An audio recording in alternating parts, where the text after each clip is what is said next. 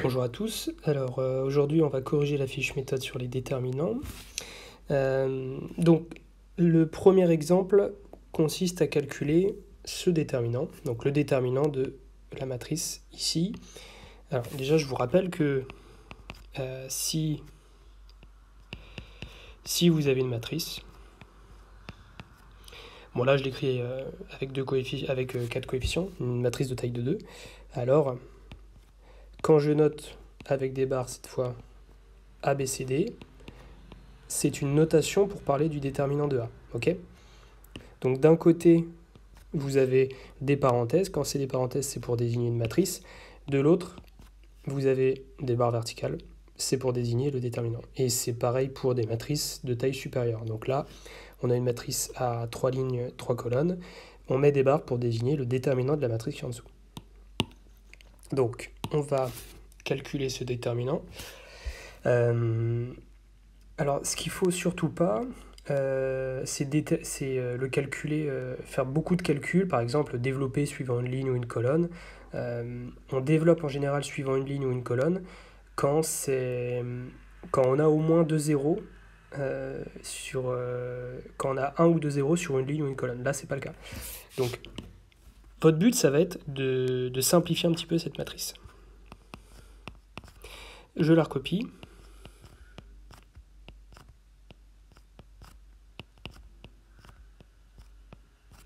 Un résultat qui est très important, c'est que si vous avez une matrice,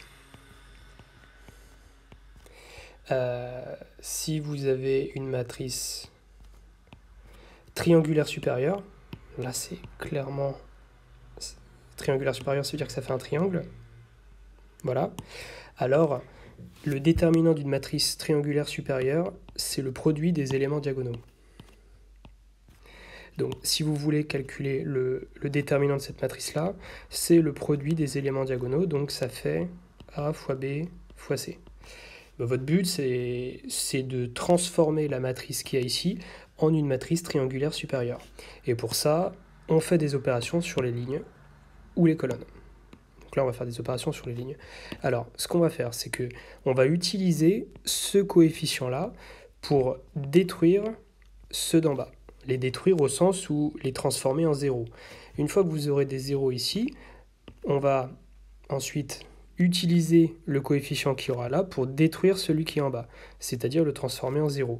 Et après ça sera bien parce que ça sera le produit des éléments diagonaux. Okay, donc notre but, c'est de faire des opérations sur la ligne et colonne pour transformer la matrice en une matrice triangulaire supérieure. Alors c'est parti. Donc je vais dire que L2 reçoit L2 moins 4 L1 et que L3 reçoit L3 moins 7 L1.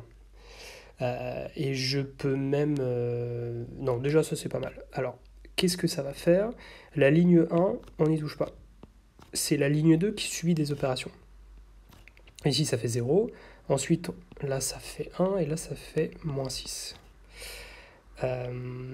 Et après, on va trouver 0, moins 6, moins 12.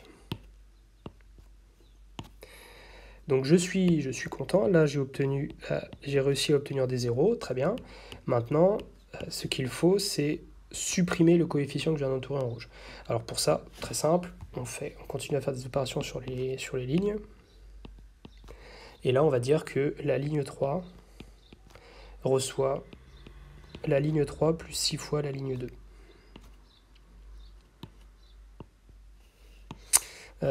Alors, ça va nous faire... Donc la ligne 1 ne change pas. La ligne 2 non plus. Et là, je vais obtenir 0, 0, moins 48. Alors, c'est vrai que je ne l'ai pas dit, mais le gros avantage du déterminant, c'est que vous pouvez faire des opérations sur les lignes ou les colonnes sans changer la valeur du déterminant. En fait, ce qui est très important, c'est que, vous voyez, c'est ces égalités-là. Toutes ces égalités-là, elles sont vraies parce que le déterminant ne change pas si vous faites des opérations sur les lignes ou sur les colonnes. C'est quand même très pratique. Donc c'est pour ça qu'on peut se permettre de dire je fais des opérations sur la ligne ou les colonnes, de toute façon le déterminant, la valeur ne changera pas.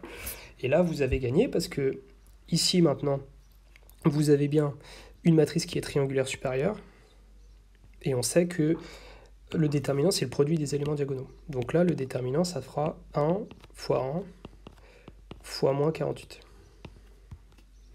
Donc le déterminant qu'on nous demandait de calculer, il fait moins 48. Alors, je vais écrire un peu mieux. Voilà. Alors ensuite, on va... c'est un petit peu plus compliqué ici parce qu'on a des inconnus.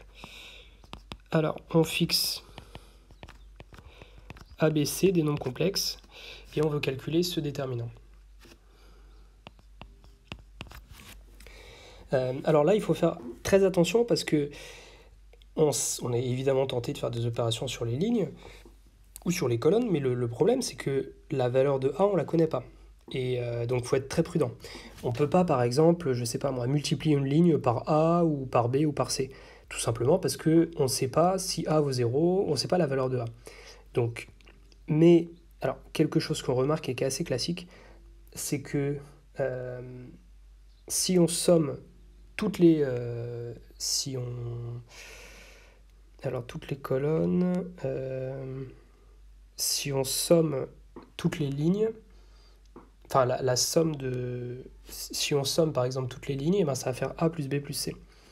Alors, donc là ce qu'on va faire... alors, ce qu'on va faire, c'est que, en fait, on remarque que si on fait l'opération suivante, C1 reçoit C1 plus C2 plus C3, cette opération va nous faire A plus B plus C, A plus B plus C, A plus B plus C.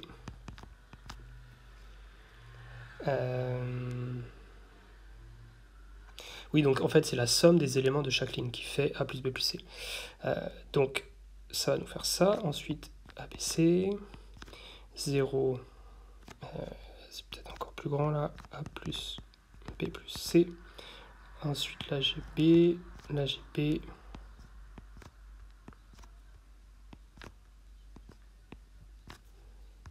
Ça va me faire ça. Je remarque que la première colonne, tous les coefficients sont les mêmes, ici. Et il y a une propriété du déterminant, c'est que quand j'ai une colonne qui possède les mêmes coefficients, alors je peux sortir ce coefficient et le mettre devant. Alors, plus généralement, je vais peut-être un petit exemple sur une matrice. Je sais pas, si on prend par exemple si vous avez ça. Si vous avez ça, la première colonne possède tous les mêmes coefficients. Donc, vous pouvez sortir la valeur commune du déterminant. Donc là, c'est celle sur la première colonne. Et ça va vous faire A fois le déterminant de 1, 1, BC. Et bien ici, c'est exactement ce qu'on va faire, sauf qu'au lieu d'avoir petit a, j'ai A plus B plus C. Ok. Alors, faisons-le. Donc là, ça va me faire A plus B plus C fois le déterminant de 1, 1, 1, 1, A0, B, B, B0, 0, C, et C, C. J'avais oublié ce coefficient-là, pardon. C, 0. À partir de là, on va faire le même principe que le pivot de gauche. En fait, c'est le début d'un pivot de gauche qu'on va faire. On va utiliser ce coefficient 1, qu'on appelle aussi pivot, pour détruire tous ceux qui sont en bas. Les détruire au sens où les transformer en 0. Et pour ça, comment on va faire? On va par exemple dire que la ligne 2, on retire la ligne 1 à la ligne 2. La ligne 3, on va lui retirer la ligne 1. Et la ligne 4, on va encore lui retirer la ligne 1. Et ça va avoir pour conséquence d'obtenir que des zéros. On n'aura que des zéros ici, là, là et là. Ok? Alors, c'est parti. Donc là, on va dire, les opérations, je les ai dit, hein. L2, je lui retire la ligne 1. L3, je lui retire la ligne 1 et L4 pareil. Parce que là, mon but, c'est d'obtenir en fait une matrice triangulaire supérieure. Parce que les matrices triangulaires supérieures, je sais facilement calculer leur déterminant. Donc 1, 0, 0, 0. Moins A, B moins A.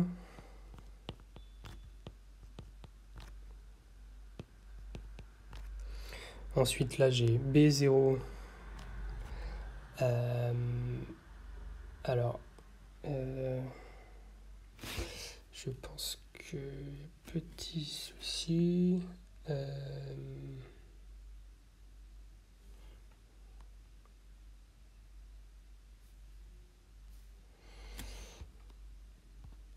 Ici, c'est pas 0, c'est B, pardon.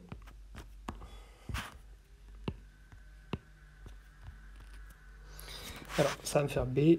Ici, je vais avoir 0, moins B, et C moins B. Et après, C, 0, 0, moins C. Maintenant, j'ai beaucoup de zéros dans la ligne numéro 1, donc je vais faire un développement suivant cette ligne. Donc là, c'était... alors c'est vrai que là tout à l'heure, en fait, j'avais dit qu'on pouvait faire un développement, on pouvait reconnaître une matrice triangulaire supérieure, mais en fait, la première colonne possède beaucoup de zéros, donc on va faire un développement suivant celle-ci. Donc ça va faire 1 fois le déterminant de la matrice qui est juste en dessous, que je suis en train d'encadrer. Et la matrice qui est en dessous, c'est une matrice triangulaire inférieure dont on connaît très bien son déterminant, c'est simplement moins A fois moins B fois moins C. Donc, je l'écris. Alors, j'ai toujours le coefficient A plus B plus C que j'avais oublié là. Je vais faire comme ça.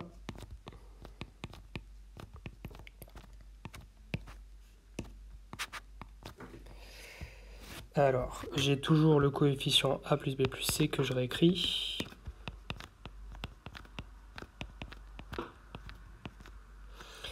Je fais un développement suivant la première ligne.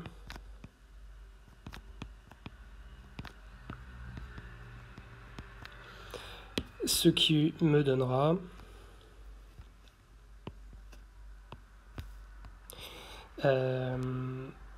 moins A, B moins A, B moins A, 0, moins B, 0,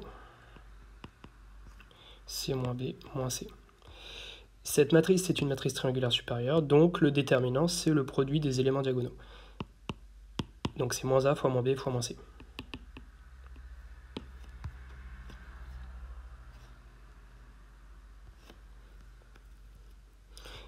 Donc ça va faire A plus B plus C multiplié par moins A fois moins B fois moins C. Et donc, le déterminant vaut finalement, donc il y a 3 signes moins, donc ça fait moins ABC, A plus B plus C. Et voilà. Alors ensuite, j'ai une famille de nombres réels, j'ai une base d'un espace vectoriel de dimension n, et je m'intéresse à ce vecteur. À quelles conditions la famille est une base? Alors, le déterminant est un outil puissant pour caractériser le fait qu'une famille soit une base. Alors déjà, on va tout de suite l'écrire, c'est le premier truc à écrire. Ce que vous dites, c'est que j'écris la famille qui m'intéresse, c'est quoi? C'est E1 plus X.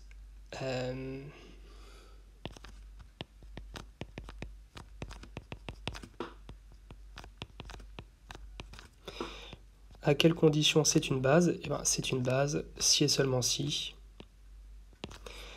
le déterminant de la famille de vecteurs, alors je vais plutôt l'écrire en bas, je ne vais pas avoir assez de place. le déterminant de la famille de vecteurs E1 plus X, En plus X, dans la base B, est différent de 0. Il faut donc calculer ce déterminant. On va calculer ce déterminant et ça va nous donner une condition, ça va nous donner en fait une condition sur les xi pour lequel ce déterminant sera non nul. Et donc c'est la condition que je cherche. Alors, je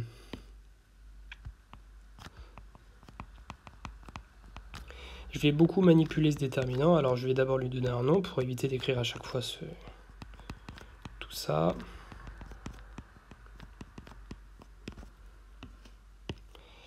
Donc, il faut calculer ce déterminant.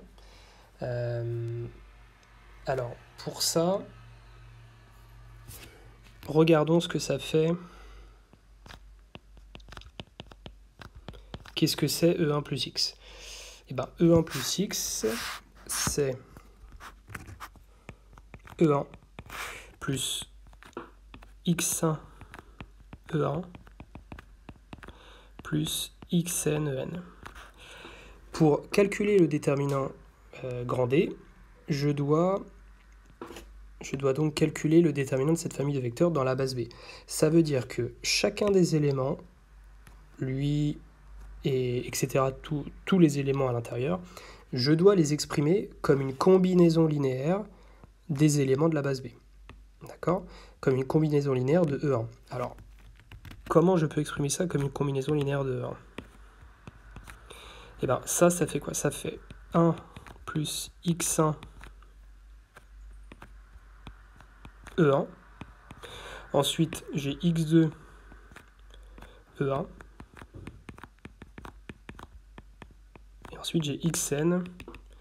On va le mettre en vert. Ce que je mets en vert, c'est les coefficients que je cherche qui vont construire ma matrice. Donc là, vous voyez, tous les coefficients en vert, ça va être la première colonne de la matrice que je recherche. Et après, on regardera son déterminant. Alors, on va le faire juste avec E2 plus X pour que vous voyez ce qui se passe. Alors, X1 E1 plus...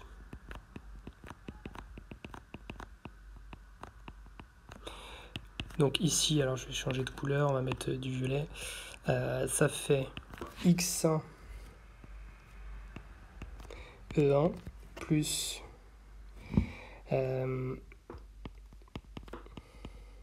plus X2 E2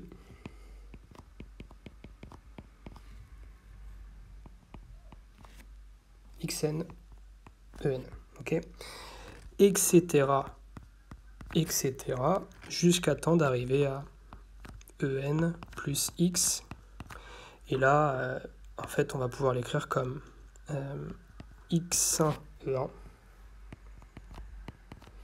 plus X2 E2 jusqu'à 1 plus Xn En. Donc, je m'intéresse au déterminant d'une certaine matrice. La matrice en question, sa première colonne, c'est les éléments verts. Sa deuxième colonne, c'est les éléments violets. Et sa dernière colonne, c'est les éléments en rouge. Donc, je l'écris.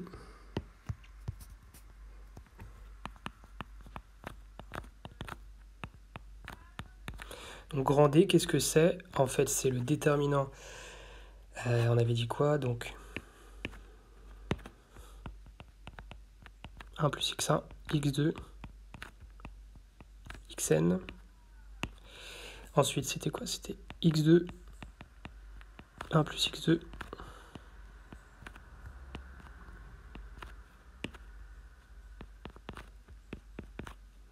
Et le dernier, c'était X1, X2,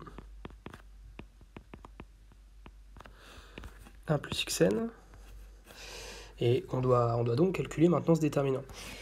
Alors là, c'est compliqué parce que vous avez des variables xi. Donc, vous pouvez il va falloir distinguer les cas si vous voulez faire des opérations sur les lignes ou sur les colonnes. Et on n'a pas envie de faire toutes ces distinctions, puisqu'il faut faire très attention. On ne peut pas multiplier une ligne par ce qu'on veut. Il faut vérifier que, évidemment, ce par quoi on multiplie est non nul.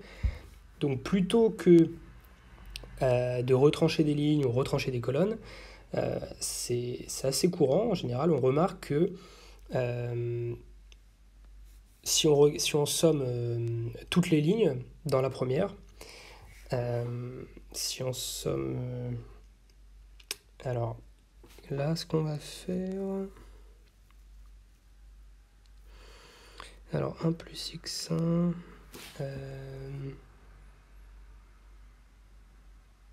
oui, on va sommer...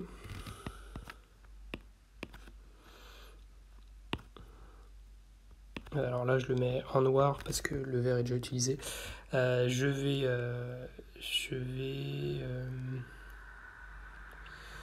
oui, on va sommer dans la ligne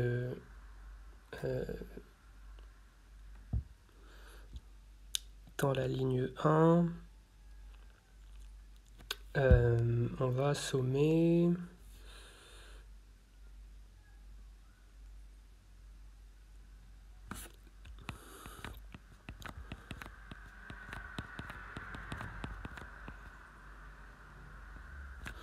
voilà, je pense qu'on va faire quelque chose comme ça. Oui, en fait, voilà, il y a un petit souci ici parce que j'arrivais pas à voir, mais là c'est pas un x2, hein. C'est un x1, c'est pour ça que ça me perturbait. Je vais sommer toutes les lignes dans la première. Pourquoi je ferai une telle chose? Eh bien, je fais ça tout simplement parce que je me rends compte que en faisant ça, la première ligne, le premier coefficient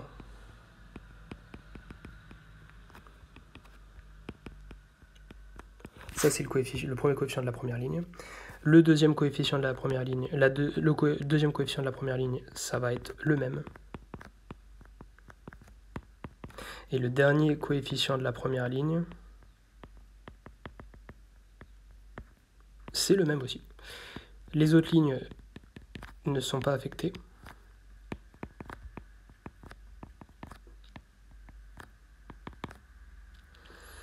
x2. Donc là, je vais me débrouiller comme ça. Hop.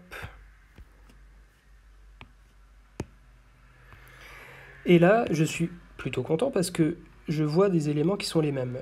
J'ai au sein d'une même ligne, tous les éléments sont égaux. Donc à partir de là, si tous les éléments sont égaux dans une ligne, ou même une colonne d'ailleurs, comme tout à l'heure, ce gros coefficient-là, je peux le sortir, le mettre devant, et je vais avoir un 1 ici, un 1 ici, un 1 ici. Ok? Alors, c'est ce qu'on va faire. Ça va me donner...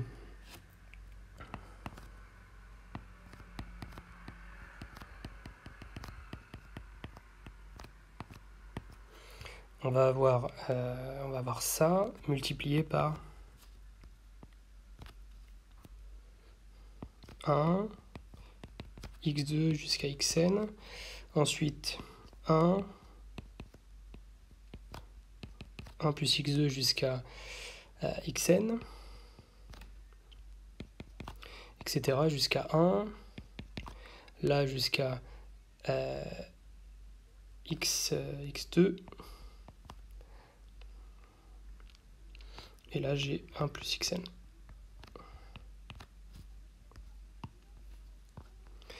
Et à ce stade-là, j'ai quasiment gagné parce que, étant donné qu'il y a des 1 partout, je vais très facilement pouvoir les supprimer.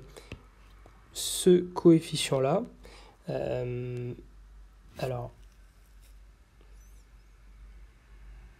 oui, ce coefficient-là, que j'ai entouré en rouge, c'est lui qui va me permettre de détruire tous les autres. Encore une fois, détruire au sens où les transformer en 0. Okay, donc, je vais faire... là, on voit très bien l'opération qu'il faut faire. Hein. La deuxième colonne, je vais lui retirer la première. Donc, ce coefficient-là, il se transformera en 0, et pareil pour tous les autres. Donc, ça va me donner... alors, je dis l'opération que je fais, je l'écris.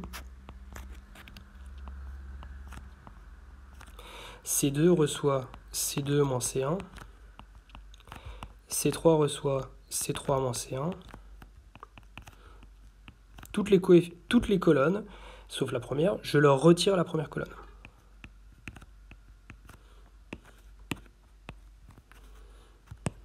Alors, évidemment, il y a toujours ce coefficient-là.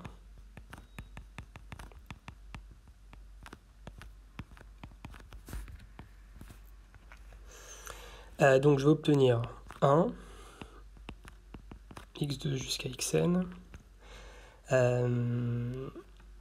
0, 1, alors on peut peut-être mettre x3 là,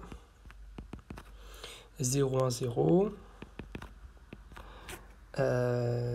etc., etc.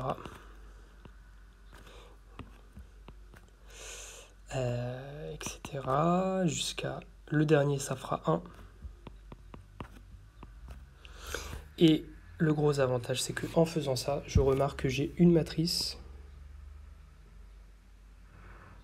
qui est triangulaire inférieure. Donc, son déterminant, c'est le produit des éléments diagonaux. Et les éléments diagonaux, c'est que des 1. Donc, le déterminant de la matrice qui a ici, c'est 1. Donc, ça fait...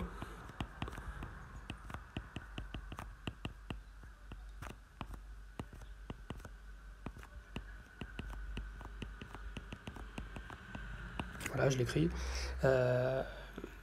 Et donc, bon bah voilà, ça fait 1 plus x1 plus x2, etc. jusqu'à xn. Donc, la famille E1 plus x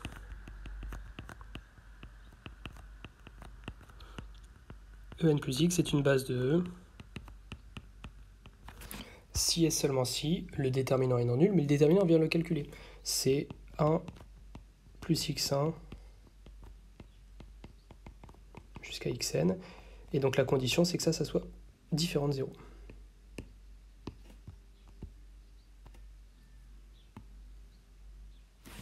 Alors, on va souligner, hop, comme ça. Voilà. Ensuite, on va s'intéresser à la bijectivité d'un endomorphisme. Alors, ici, le déterminant est un outil puissant pour démontrer qu'une famille est une base, mais aussi pour démontrer qu'un endomorphisme est bijectif. Je vous rappelle que un endomorphisme est bijectif. Qu'est-ce que ça veut dire qu'un endomorphisme est bijectif? Alors, un endomorphisme bijectif, c'est une application linéaire d'un espace de départ dans le même et qui est en plus bijectif. C'est-à-dire que tout élément de l'espace d'arrivée possède exactement un antécédent. On peut caractériser la bijectivité grâce au déterminant. Voilà, si et seulement si date de U est différente de 0. Alors, le déterminant d'un endomorphisme, c'est, comment on le calcule? Eh ben, on le calcule en calculant le déterminant de n'importe quelle matrice qui représente cet endomorphisme. Et les déterminants de matrice, on sait facilement les calculer. Donc, ce qu'il va falloir d'abord faire, c'est déterminer la matrice.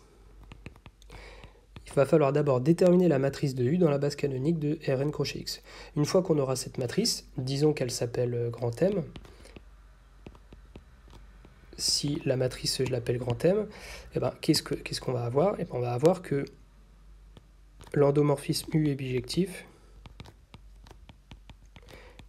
si et seulement si le déterminant de grand M est différent de 0. Et le déterminant d'une matrice, on sait le calculer, alors il faut soit faire des développements sur une ligne ou une colonne, soit faire des opérations sur les lignes ou colonnes, et on y arrive, en se ramenant à une matrice triangulaire supérieure ou triangulaire inférieure. Donc l'idée, c'est de déterminer la matrice de U dans la base canonique. Alors, pour ça, peut-être qu'on peut d'abord regarder ce qui se passe dans le cas n égale 2.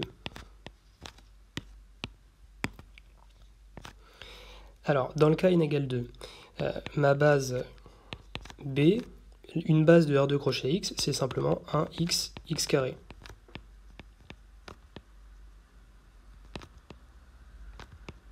Ça, c'est la base canonique de R2 crochet X. On va déterminer la matrice de U dans B. Alors pour ça, c'est facile. Il suffit de calculer l'image de U, l'image de chaque vecteur de la base par U. Donc il faut calculer U de 1. Alors attention, 1, c'est pas le chiffre 1. Ici, on travaille avec des polynômes. C'est le polynôme constant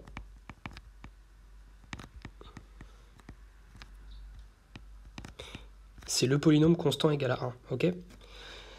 C'est comme si on travaille avec les fonctions. Et ben, si j'écris grand 1, c'est pas le chiffre 1, c'est la fonction constante égale à 1. Donc U de 1, qu'est-ce que ça fait? Ici, le polynôme P, vous le remplacez par... vous prenez un polynôme particulier, vous prenez le polynôme constant égal à 1. Donc évidemment, tout ça, ça va faire 1. Quand j'évalue le polynôme constant égal à 1, quand je l'évalue en n'importe quel point, ça fait toujours 1. Donc ça va faire 1, et ça va faire 1 aussi. D'accord? Donc ça va faire quoi en fait? Ça va faire A plus B plus C.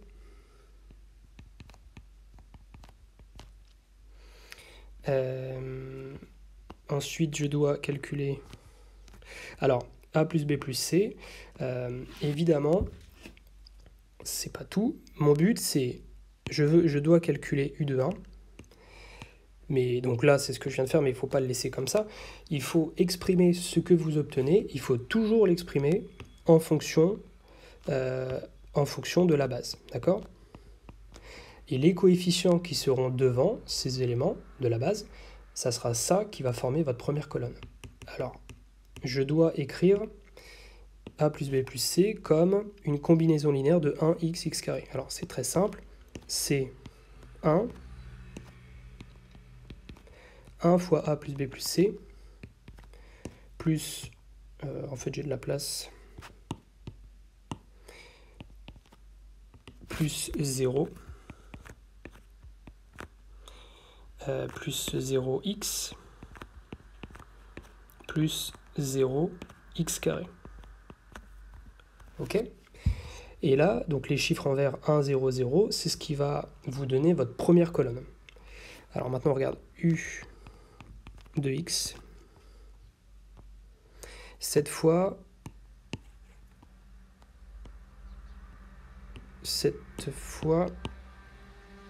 vous prenez P, le polynôme égal à grand X. Alors évidemment, si vous calculez ça, ça fait quoi? Ça fait A de x plus 2, plus B de x plus 1, plus C de x, d'accord? Tout simplement parce que P de, P d'un truc, ça fait exactement ce truc. P de x égale à x, P de x carré est égal à x carré, etc. C'est la raison pour laquelle, en particulier, si vous évaluez le polynôme au point x plus 2, eh ben, il va le donner x plus 2. Puisque ici, je m'intéresse à ce polynôme. C'est-à-dire le polynôme, là je pourrais peut-être préciser si vous préférez, le polynôme P de x égale x. Okay, donc ça renvoie le même polynôme. Alors, ça nous fait donc ax plus 2 plus bx plus 1. Donc ça fait... Alors, je l'écris.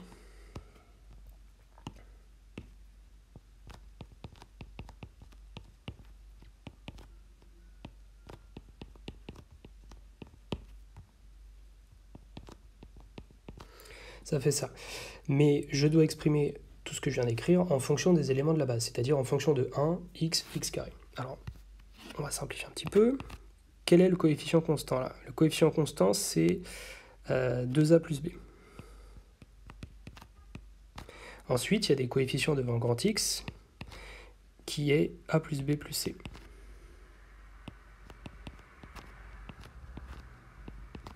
Donc, je peux alors écrire 1 fois 2a plus b. Excusez-moi, je me suis couré de sens. C'est plutôt 2a plus b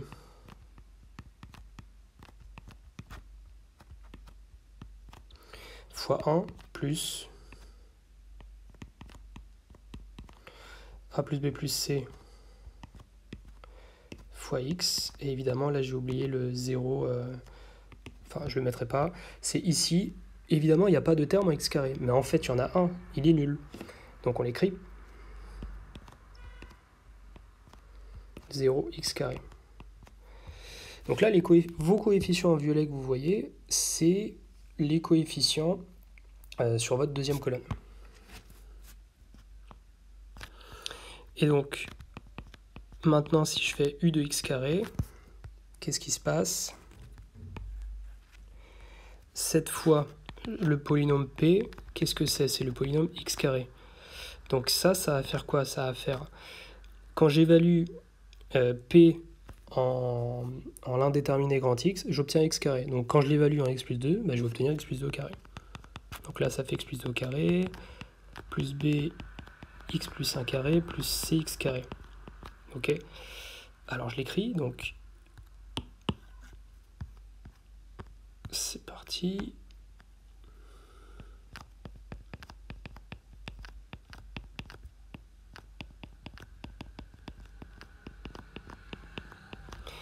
Je développe tout. Je développe tout et je vais aller un petit peu plus vite. Je vais voir un petit peu les... Je vais d'abord écrire le coefficient constant. Le coefficient constant, il y en aura un ici. Là, il y a un 4, là, il y a un 4 qui va apparaître. Là, il y a un 1 qui va apparaître.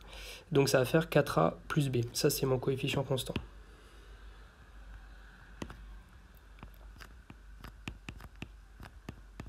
Ensuite, ici, là, il y a un 4x qui va apparaître. Et là, il y a un 2x. Mais vu qu'il y a des coefficients a et b devant, ça va me faire 4ax. Ça va faire 4a plus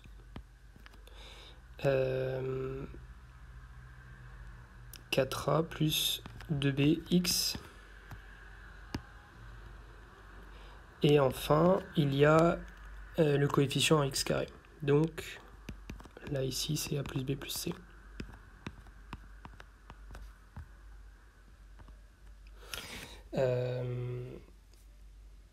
Voilà. Mais en fait, ce que je peux faire, c'est que je peux l'écrire aussi comme ça. Là, je l'ai écrit comme une combinaison linéaire des éléments de ma base. Alors...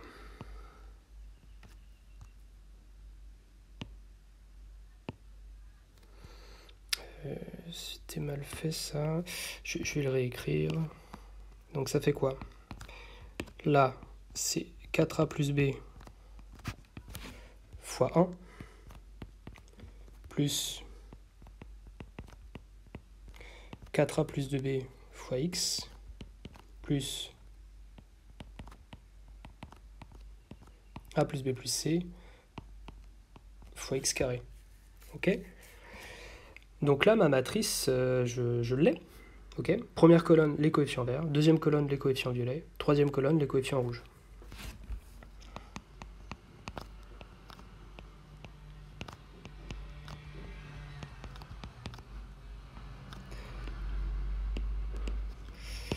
Alors, première colonne, 1, 0, 0.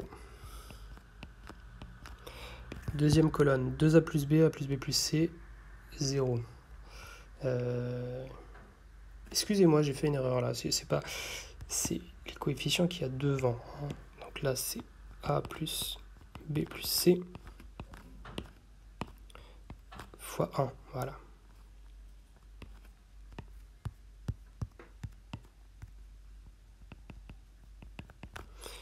Donc la deuxième colonne, c'est 2a plus b plus c.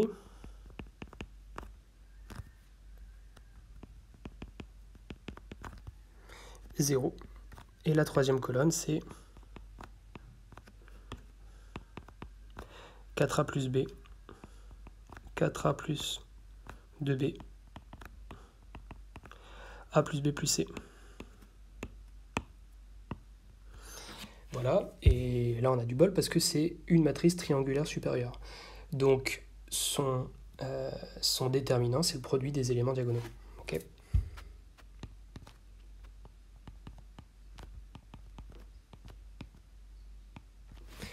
Voilà, alors, ce qui nous donne en vérité, on a la condition directement. Je voulais que mon endomorphisme soit bijectif. Il est bijectif si cette matrice a un déterminant non nul, mais le déterminant, on vient de le calculer, c'est a plus b plus c. Donc là, je l'ai fait dans le cas où n égale 2. Alors, c'est vrai que là, dans l'énoncé, j'ai précisé n supérieur ou égal à 3. J'aurais pu préciser n supérieur ou égal à 2, parce que pour n égale 2, ça marche. Mais passons.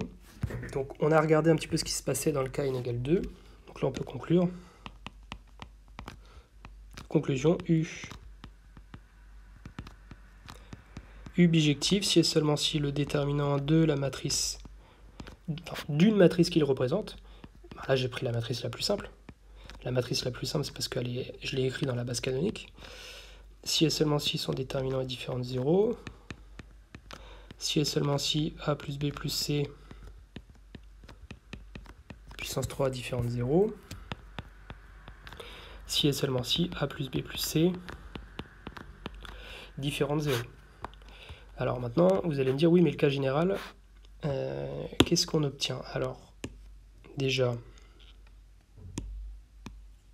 encadrons ça. Maintenant, prenons un entier supérieur ou égal à 3.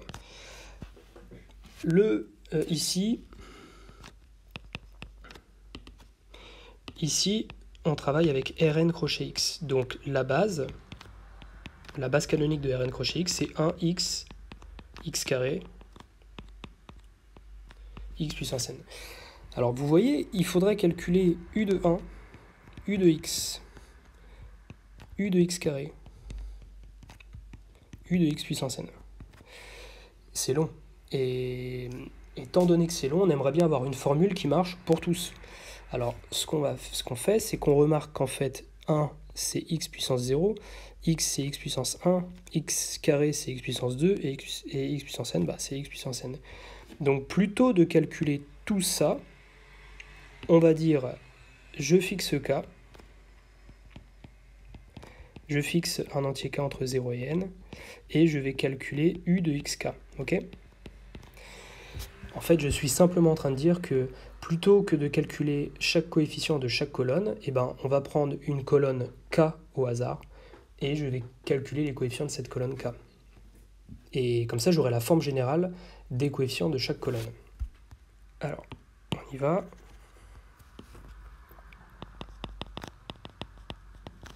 Fixons k en entier entre 0 et n. Et calculons u de x puissance k. Alors, c'était quoi? C'était la formule, c'était px plus 2, px plus 1, px. Alors, je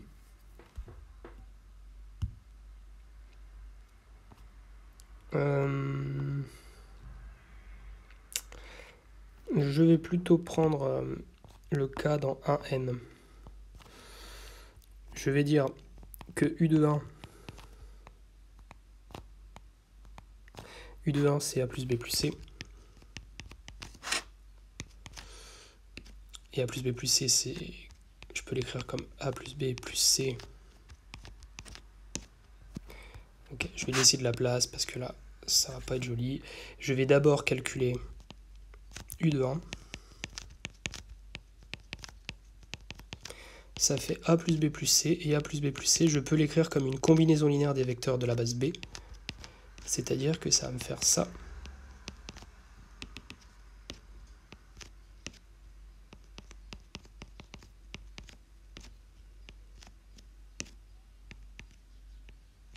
Donc, ma première colonne, c'est a plus b plus c, ensuite 0, etc. jusqu'à 0. Alors, maintenant, je fixe un entier k dans 1n. Et je vais calculer u de x puissance k.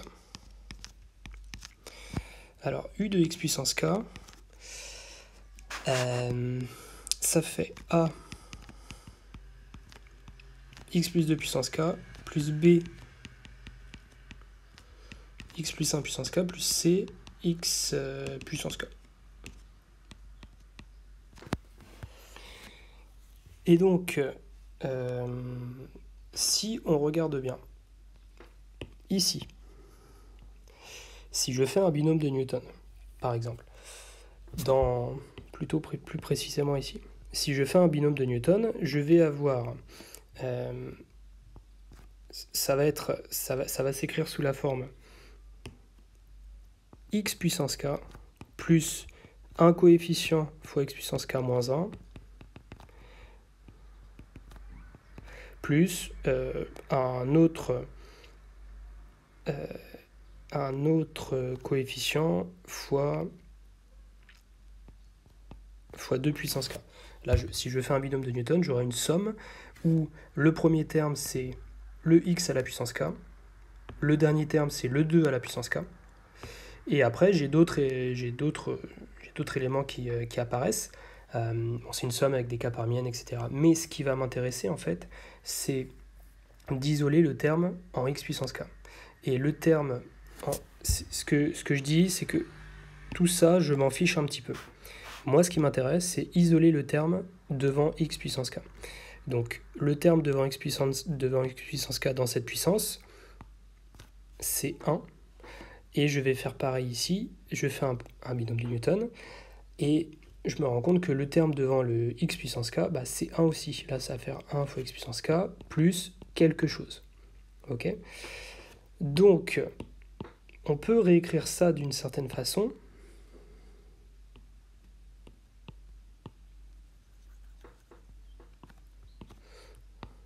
Je vais pouvoir écrire ça comme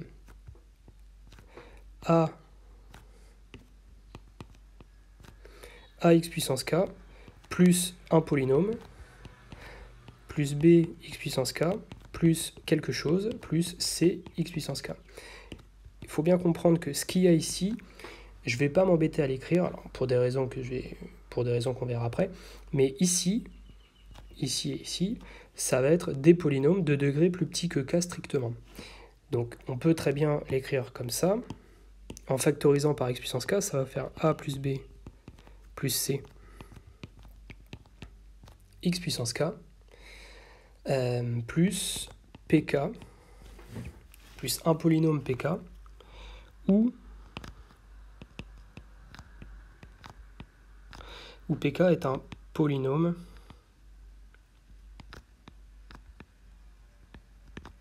de degré inférieur ou égal. Alors j'ai dit inférieur strictement à k, donc inférieur ou égal à k moins 1. Alors vous allez me dire, mais pourquoi on n'explicite pas un petit peu ce polynôme? Parce qu'il a des coefficients et ça pourrait intervenir dans la matrice.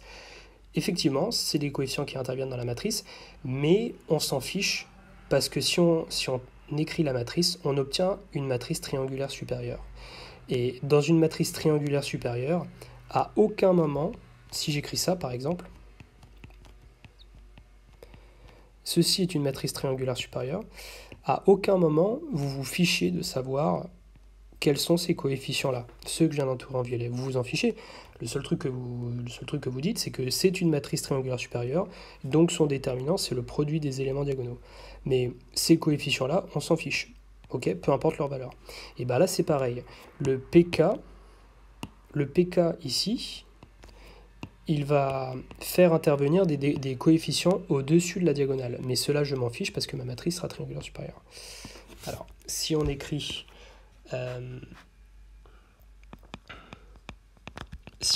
la matrice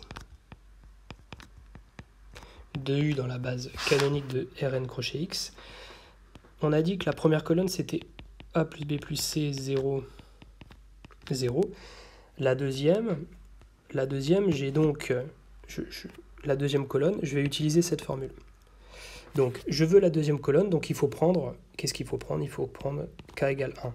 Alors pour k égale 1, ça se supprime. Donc là, vous allez me dire, bah oui, mais le coefficient pk, lui, P1, il a bien un coefficient constant. Je m'en fiche de ce coefficient-là. Je vais mettre une étoile pour dire il existe, mais il ne va pas intervenir dans mes calculs. Le deuxième coefficient que je dois trouver ici, c'est le coefficient devant le grand X. Et le coefficient devant le grand X, c'est A plus B plus C. Ok ? Alors, je les écris.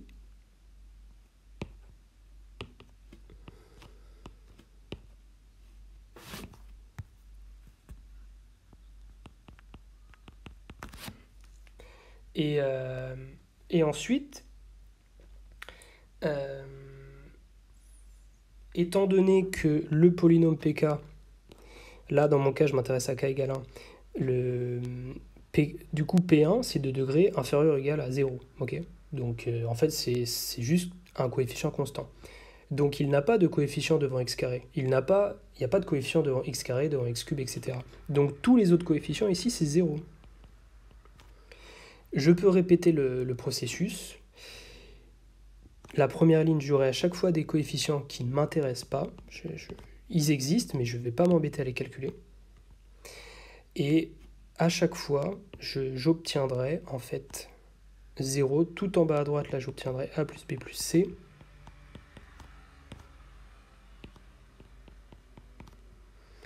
Et là, toutes les étoiles que je mets, c'est pour dire qu'il y a des coefficients, mais je m'en moque. Parce que maintenant, j'ai une matrice triangulaire supérieure. Une matrice triangulaire supérieure. Le déterminant, c'est le produit des éléments diagonaux, donc ça fait A plus B plus C fois A plus B plus C, etc. Et la puissance, c'est le nombre de lignes. Ok ? Donc là, c'est A plus B plus C fois A plus B plus C, etc. J'ai une matrice carrée de taille n, donc ça fait puissance n. Donc,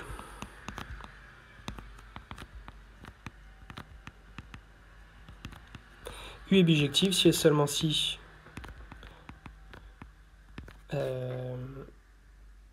excusez-moi, on va mettre ça proprement.